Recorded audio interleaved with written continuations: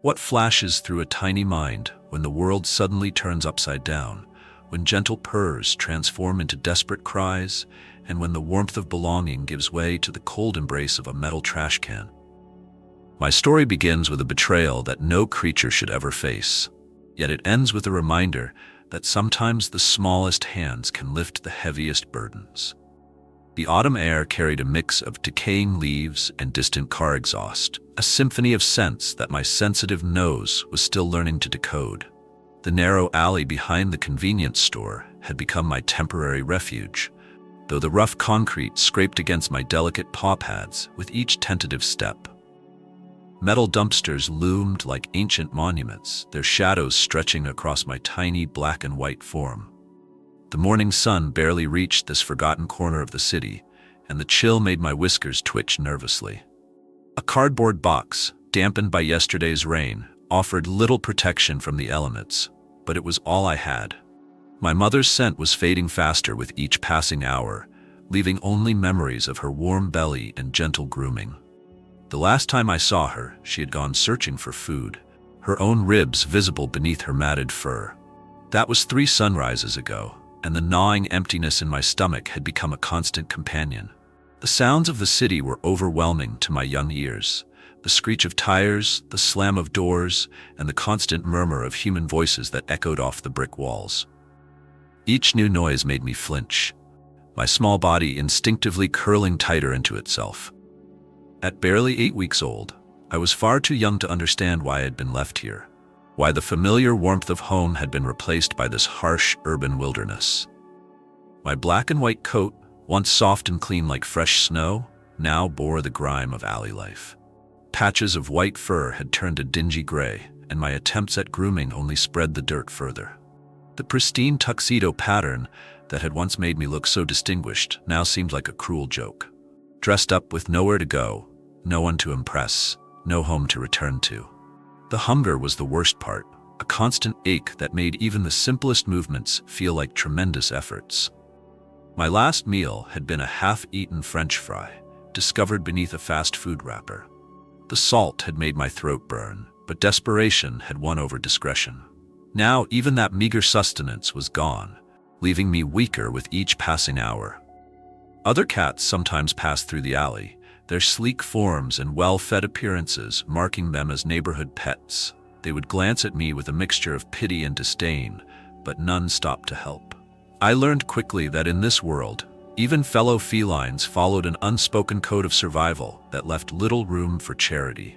The constant rumble of delivery trucks made the ground beneath my paws vibrate, an unsettling sensation that kept me in a state of constant alertness. Each vehicle that passed could be a threat, each shadow a potential predator. My mother had barely begun teaching me about danger before she disappeared, leaving me to learn these harsh lessons on my own. The few humans who ventured into the alley rarely noticed me, their hurried steps and downturned faces focused on their own destinations. Sometimes I would muster the courage to mew softly, hoping to catch someone's attention. But my tiny voice was lost in the urban cacophony. Hope began to feel like a luxury I couldn't afford. The damp cardboard beneath me had started to collapse, its fibers weakening with each passing day. Soon, even this modest shelter would be gone, leaving me fully exposed to the elements.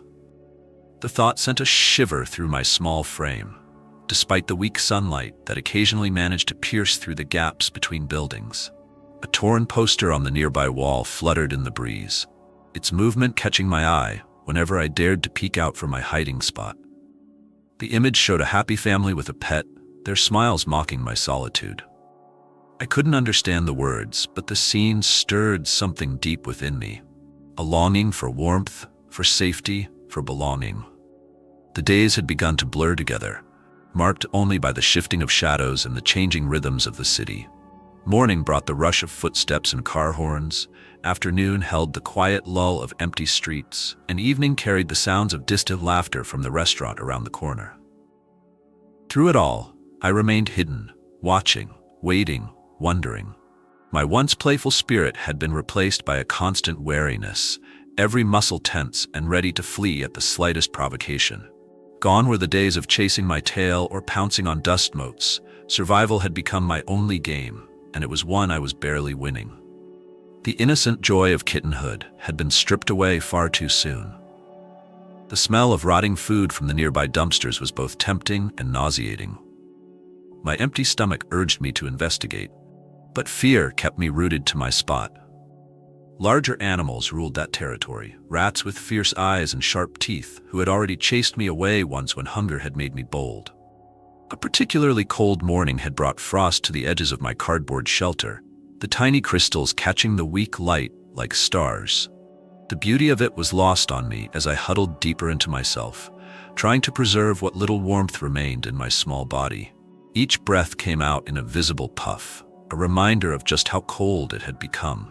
The distant sound of children's laughter occasionally drifted down from the street above, carrying with it memories of a different life, one with warm blankets and gentle hands. But those memories were growing fainter, replaced by the harsh realities of my current existence. The contrast between what was and what is seemed to grow sharper with each passing moment. Time moved strangely in the alley, sometimes crawling by with agonizing slowness, other times jumping forward in sudden bursts when exhaustion claimed me. Sleep offered little rest, filled with dreams of warm milk and soft beds that only made waking more painful. The line between dreams and reality began to blur as hunger and cold took their toll. A series of pipes ran along one wall of the alley, occasionally releasing bursts of warm steam that provided momentary relief from the chill. But reaching them meant crossing an exposed stretch of concrete, a journey that felt as daunting as crossing an ocean. My weakening legs trembled at the mere thought of the attempt. Somewhere in the distance, a church bell tolled, its deep resonance reaching even this forgotten corner of the city. The sound marked another hour of survival, another hour of loneliness, another hour of hoping that someone, anyone, would notice the tiny black and white kitten who just wanted to be loved. Little did I know that my world was about to change forever, though whether for better or worse remained to be seen. Deep puddles from recent rain reflected the narrow strip of sky visible between the buildings, creating mirrors that doubled the world around me. In these reflections, I caught glimpses of myself, a small, frightened creature with dull eyes and matted fur, barely recognizable as the sleek kitten I had once been. These glimpses served as stark reminders of how far I had fallen and how desperate my situation had become. The first sign that something was wrong came with heavy footsteps, different from the usual hurried pace of passers-by. These steps were deliberate, accompanied by angry muttering that made my fur stand on end. I pressed myself deeper into my cardboard shelter, trying to make my already small body even smaller. The sound grew closer, and with it came the acrid smell of something burning, a scent I would later learn was cigarette smoke. 3 pairs of feet appeared at the entrance of my alley, larger than those of the usual pedestrians who passed by. The voices attached to them were loud and harsh, speaking in tones that made me instinctively want to run.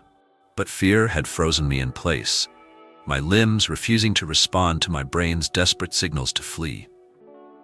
The cardboard around me suddenly felt as flimsy as wet paper. A bottle shattered against the wall nearby, sending glass shards skittering across the concrete like deadly rain. The sound was deafening to my sensitive ears, and I couldn't suppress the frightened mew that escaped my throat. That tiny sound was all it took. 3 faces suddenly peered into my hiding spot, their expressions making my blood run cold. None of them held the kindness I'd occasionally glimpsed in other human faces. "Look what we have here," one voice sneered, the words meaningless to me, but the tone crystal clear. A hand reached for me, rough and smelling of smoke. I tried to back away, but there was nowhere to go. The cardboard shelter that had been my only protection was suddenly ripped away, leaving me exposed under the harsh morning light.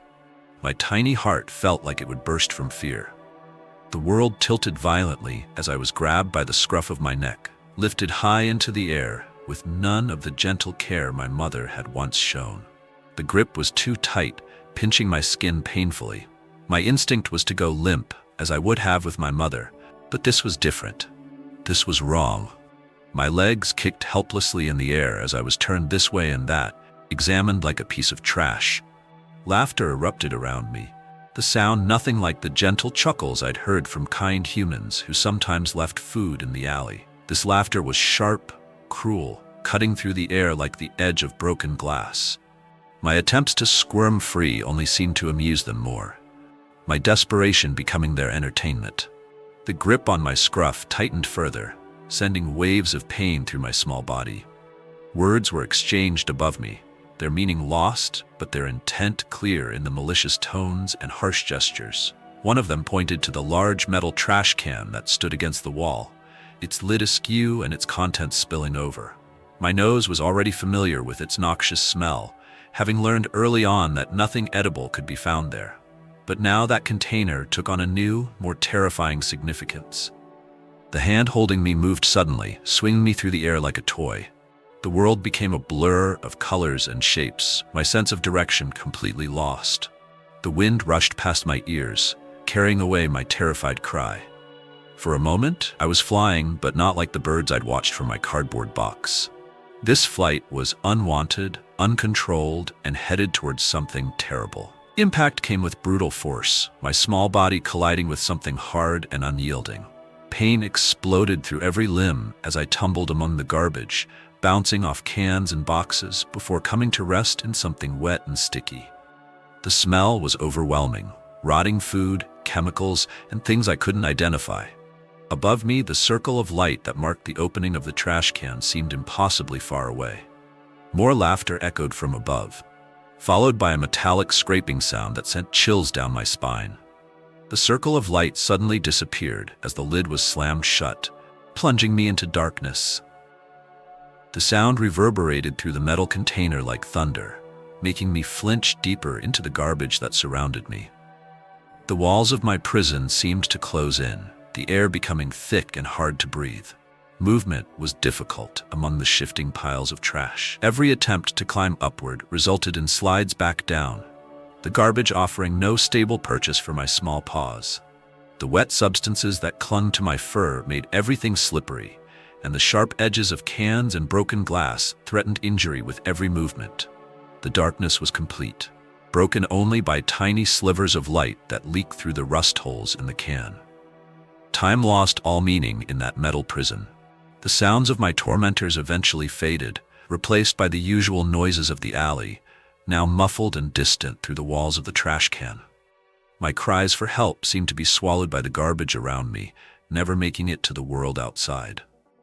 The air grew thicker and warmer, making each breath a struggle. My already weakened body began to tremble with exhaustion. The injuries from my impact began to make themselves known. A sharp pain in my right front paw, a dull ache in my side, various spots where the garbage had cut or bruised me.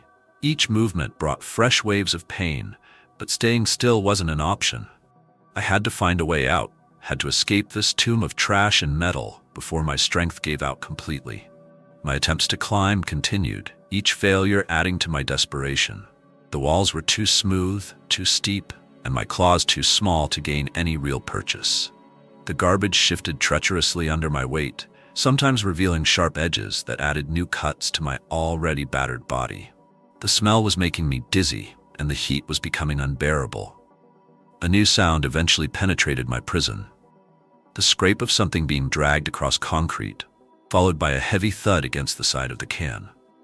The impact sent vibrations through the metal, causing an avalanche of garbage that buried me deeper. For a moment, panic overwhelmed me completely, the weight of the trash pressing down, threatening to suffocate me in this dark, putrid grave. Through my haze of fear and pain, another sound gradually became noticeable, different from the harsh voices from before. This one was higher, softer, accompanied by lighter footsteps that stopped near the trash can. My heart, which had been racing with terror, skipped a beat. Was this another threat, or could it possibly be help? I gathered what little strength remained and let out the loudest cry I could manage. The lid of the can suddenly shifted, allowing a shaft of sunlight to pierce the darkness. The light was blinding after the complete darkness, but I forced my eyes to stay open, desperate to see what new fate awaited me. A small face peered down into the can, framed by the circle of light like a halo. The expression I saw there was nothing like the cruel ones from before. This face held concern, worry, and something else I had almost forgotten existed. Kindness. A different kind of hand appeared, smaller and gentler than the ones that had thrown me here. It reached down hesitantly, accompanied by soft sounds that seemed meant to be reassuring. Still, I couldn't help but press myself against the wall of the can, torn between desperate hope and paralyzing fear. The memory of the last hands that had touched me was too fresh, the pain too recent. My body trembled with exhaustion and fear as I watched the small hand descend further into the can. Every instinct screamed at me to run, to hide, to protect myself from more pain. But there was nowhere to run, nowhere to hide, and my strength was nearly gone. The choice before me was simple but terrifying. Trust this unknown hand, or remain trapped in this metal prison until my strength gave out completely. Time seemed to freeze as I stared at that hovering hand, my fate balanced on the edge of a decision. The shaft of sunlight illuminated particles of dust floating in the air, making them look like tiny stars. In that moment, something deep inside me, some last remnant of the trusting kitten I had once been, made the choice for me. With the last of my energy, I stretched my neck forward, letting out a tiny plaintive mew. The gentle hand moved closer, accompanied by soft whispers that somehow felt different from any human sounds I'd heard before. Unlike the harsh voices from earlier, these sounds carried a warmth that reminded me of my mother's purrs. A small face peered down at me, features scrunched with concern rather than cruelty. Despite my fear, I found myself drawn to the kindness in those young eyes. My muscles tensed as the hand finally made contact with my fur, expecting pain, but finding only the softest of touches. The child's fingers barely brushed against me, as if afraid of causing harm. This tentative gentleness was so different from the rough handling I'd experienced earlier that I almost didn't know how to respond. My body remained frozen between fear and desperate hope. "It's okay, little one," the child's voice whispered, the words meaningless to me, but the tone carrying all the meaning I needed. More hands appeared at the top of the can, adult hands this time, making me flinch back into the garbage. But these hands moved differently, working with the child's to carefully clear away the trash around me. Each movement was slow and deliberate, as if they understood my fear. The light grew stronger as layers of garbage were removed, revealing more of the world above. I could now see multiple faces peering down, the child's small one and two larger ones, all wearing expressions that held none of the malice I'd seen in my attackers. Their movements remained careful and coordinated, creating a path through the debris toward freedom. Hope, that dangerous emotion I'd almost forgotten, began to stir in my chest. The child's hand reached for me again, this time more confidently but no less gently. A soft cloth had appeared in their other hand, its clean scent a stark contrast to the rotting garbage around me. Every instinct honed by my time in the alley screamed at me to retreat, to hide, to protect myself from more pain. But something about this small human's presence called to a deeper instinct, one that remembered trust and safety. With trembling legs, I took a tiny step toward the offered hand. The garbage shifted treacherously beneath my paws, but this time, other hands were there to steady the unstable piles. The child remained perfectly still, patient and unwavering, as I fought my internal battle between fear and desperate need. Each breath brought me closer to that gentle touch, until finally my nose brushed against small fingers. The moment of contact sent a shiver through my entire body, not from fear this time, but from a rush of emotions I couldn't quite understand. The child's hand remained steady, fingers carefully scratching under my chin in a way that awakened memories of my mother's grooming. Without conscious thought, a tiny purr escaped my throat, surprising even me with its appearance. What happened next was a blur of gentle movements and soft voices. The cloth was carefully wrapped around my dirty, trembling form, creating a cocoon of warmth and safety. Adult hands helped guide the child's movements as I was slowly lifted from my prison of metal and garbage. The world spun briefly as I rose through the air, but this time there was no violence in the motion, only careful, deliberate protection. The contrast between my earlier flight into the trash and this gentle rescue couldn't have been more stark. Where before there had been harsh laughter, now there were soft murmurs of concern. Where there had been rough hands and pain, Now there was only gentle support and warmth. The transformation was so complete that part of me wondered if I was dreaming, if perhaps I had finally succumbed to the darkness in the trash can. But the sensations were too real to be a dream. The soft cloth against my fur, the warm hands cradling me, the fresh air that replaced the stench of garbage. Even the pain from my injuries felt different now, as if it had transformed from a sentence of doom to merely a temporary discomfort. The child's face remained close to mine, radiating a concern that seemed to wrap around me like a second blanket. The world beyond the trash can slowly came into focus as my eyes adjusted to the brighter light. The alley looked different from this new perspective, held securely in caring hands. The shadows that had seemed so threatening now retreated to mere shapes on the ground. Even the sounds of the city seemed less harsh, filtered through this new lens of safety. An adult voice spoke rapidly into something they held to their ear, while another examined me through the folds of the cloth. Their touches remained gentle as they noted my injuries, each discovery marked by soft sounds of sympathy. The child never left my side, small hands maintaining constant contact, as if afraid I might disappear if they let go. In those moments, I began to understand that this rescue wasn't just a temporary reprieve. It was the beginning of something entirely new. The next few moments brought a flurry of activity, but none of it carried the threatening energy I'd come to associate with sudden movements. A car appeared at the end of the alley, its interior warm and clean-smelling when the door opened. The child's hands never wavered as they carried me toward it, their grip secure but gentle. Each step took me further from the world of shadow and fear I'd known, toward something I didn't yet understand but somehow knew I could trust. Inside the vehicle, the child created a nest of sorts on their lap, using what I would later learn was their own jacket. The softness of the fabric was unlike anything I'd felt since leaving my mother's side. As the car began to move, gentle vibrations rumbled through my small body, but instead of frightening me, they seemed almost soothing. The child's constant presence and soft touches kept panic at bay, even as the familiar alley disappeared from view. Words flowed between the adults in the car, their tones serious but kind. I didn't need to understand their language to know they were discussing my fate. I could feel it in the way they glanced at me. In the gentle way they directed the child to hold me just so, in the careful way they navigated the streets. Every action spoke of purpose and care, so different from the casual cruelty I'd experienced earlier. As the car moved through the city, my world literally and figuratively shifted. Each turn took me further from the life I'd known. The cold alley, the harsh voices, the struggle for survival. The warmth of the child's lap and the gentle motion of the car began to work their magic, and for the first time in what felt like forever, my muscles began to truly relax. The constant state of alertness that had kept me alive in the alley slowly gave way to a different kind of awareness, one that recognized safety instead of danger.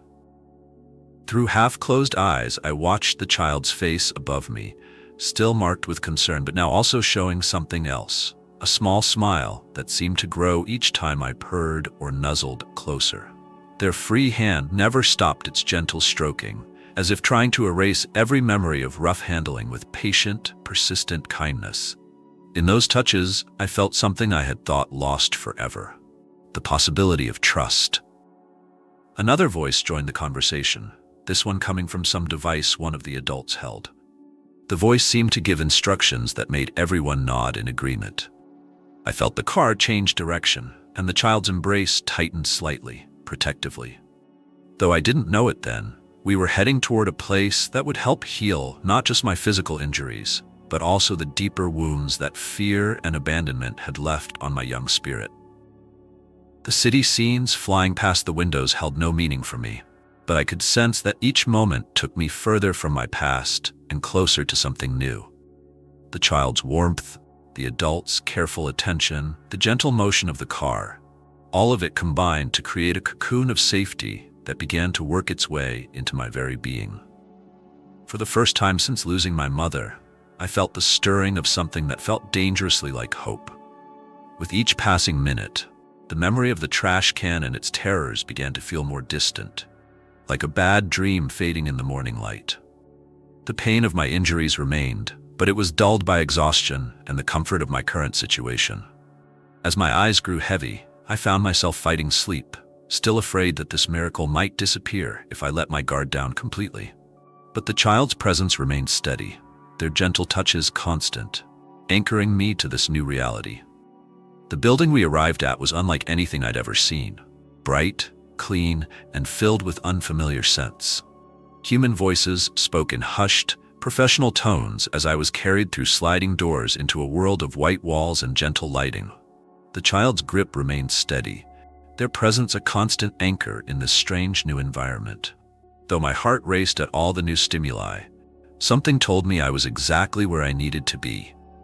Gentle hands, different ones this time, wearing blue, carefully unwrapped me from my protective cocoon. Each movement was preceded by soft words, as if they were asking permission before touching me. The examination that followed was thorough but kind, every touch clinical yet compassionate. The child stayed nearby, their worried face appearing in my line of sight whenever fear threatened to overwhelm me. The discovery of my injuries drew concerned murmurs from the humans in blue. My matted fur was carefully cleaned, revealing cuts and bruises that I hadn't even realized were there. Each wound was treated with something cool that gradually eased the pain, each mat gently untangled until my black and white coat began to resemble its former self. Through it all, I found myself relaxing incrementally, my trust growing with each gentle touch. A new sensation caught my attention, the smell of food, real food, not the scraps I'd been surviving on. A small bowl appeared, filled with something warm and soft that made my mouth water instantly. The child's hands supported me as I took my first tentative bites, my hunger finally overcoming my caution. The flavor exploded on my tongue, rich and nourishing, so different from the harsh saltiness of discarded French fries or the rotting remnants I'd found in the alley. That first meal marked the beginning of my recovery. Each hour brought new experiences, each one gentler than the last. Clean water, soft blankets, warm hands that never struck or grabbed, these became my new normal. The child visited frequently, their presence a constant reminder that the kindness wasn't just a dream. Slowly, my body began to heal, strength returning to my limbs as proper nutrition and care worked their magic.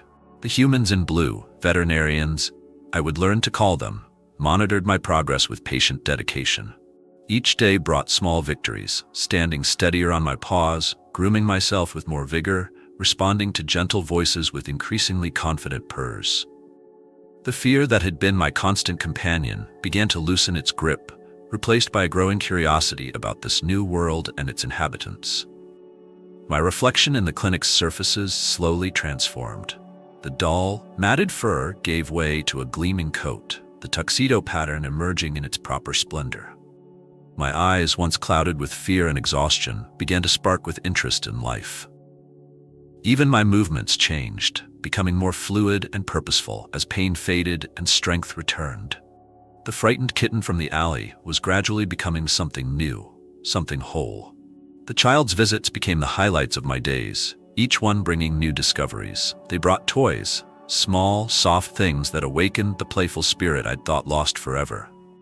At first, I watched these offerings with suspicion, but the child's patient demonstrations and obvious joy when I finally batted at a dangling string proved infectious.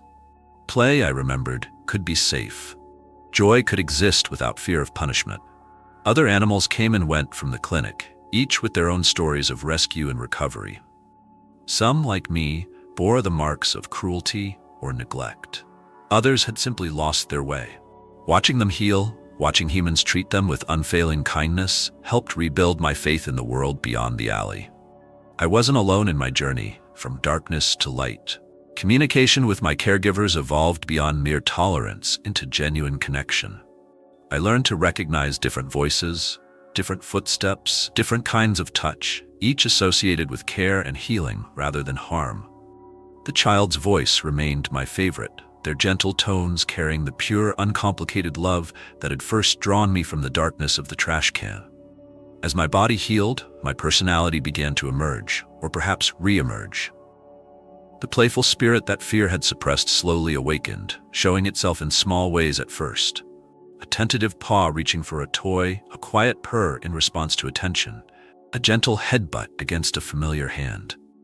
Each small act of trust was celebrated by my caregivers, their joy reinforcing my growing confidence. The child's parents became regular visitors too, their faces now familiar and welcome. They spoke in soft tones with the veterinarians, their expressions serious but hopeful. I didn't understand the conversations, but I recognized the way they looked at me, the same way they looked at their child, with protective care and growing affection. Something was changing. Something important was being decided. One day, the clinic routine changed. Instead of returning to my usual space after morning treatments, I was gently placed in a new carrier, clean, soft, and smelling of home. The child's face appeared at the opening, their smile brighter than I'd ever seen it. The parents stood nearby, papers in hand, their expressions mixing joy with responsibility. Understanding dawned slowly. This wasn't just another recovery milestone. This was something more permanent. The journey to my new home felt nothing like that terrible car ride to the clinic. This time, I rode in the child's lap again, but without fear or uncertainty. The carrier door stayed open, allowing me to peek out at the passing world or retreat to safety as I chose. The child's gentle fingers occasionally reached in to reassure me, but there was no need. I knew somehow that I was finally heading where I belonged. The house that became my home was filled with preparations for my arrival. A soft bed in a quiet corner, toys scattered about, food and water bowls in the kitchen, everything arranged with thoughtful care. The child showed me each special place, their voice full of excitement, but their movements still gentle, always mindful of my comfort. This, I realized, was what safety felt like. This was what home meant. Windows looked out on a world very different from my alley. Green grass, flowering plants, birds flitting between trees. From my new vantage point, safely inside, the outside world held wonder rather than threat. The child spent hours sitting with me by these windows, pointing out interesting sights, their presence helping me understand that I could observe without fear, explore with danger. Each day brought new discoveries and small victories. Climbing the cat tree they'd set up for me, claiming favorite spots on soft furniture, learning the sounds and rhythms of a proper home. Each experience helped erase the memories of harder times. The child's parents watched my progress with obvious pleasure, their gentle encouragement helping build my confidence in this new life. The nightmares didn't disappear immediately. Sometimes I still startled awake, expecting to find myself back in the cold alley or the dark trash can. But now, comfort was always close at hand. The child seemed to have a sixth sense about these moments, appearing as if by magic, to offer gentle pets and soothing words until the fear subsided. Each time this happened, recovery came a little quicker, the memory of trauma fading a little more. Time worked its own kind of magic, transforming me from a frightened alley kitten into a confident house cat. My coat gleamed with health, my movements showed strength and grace, and my purrs came easily and often. The child remained my special person, but I learned to trust their whole family, each member contributing to my sense of security and belonging. The alley kitten was gone, replaced by a cat who knew love and safety as birthright rather than miracle. Eventually, I even made peace with the outdoors, watching the world through screened windows and glass doors.